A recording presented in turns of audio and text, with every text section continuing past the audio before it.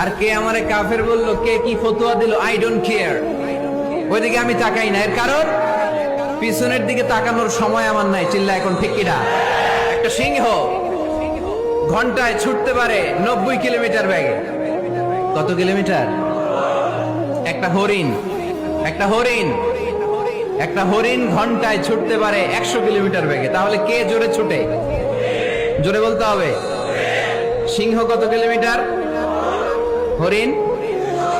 তারপরেও হরিণটা 100 কিলোমিটার বেগে ছোটার পরেও সিংহটার কাছে সে ধরা পড়ে যায়। এর কারণ সিংহ যখন ধরার জন্য ছোটে সে শুধু সামনে তাকায়, সে পিছনে তাকায় না।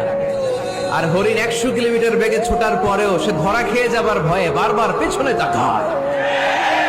আর পিছনে তাকার কারণে ওর গতিটা স্লো হয়ে যায় আর সিংহের হাতে বধ হয়ে যায়। পিছনে তাকাবার সময় আমাদের নাই। চিল্লায় বলো ঠিক কিনা?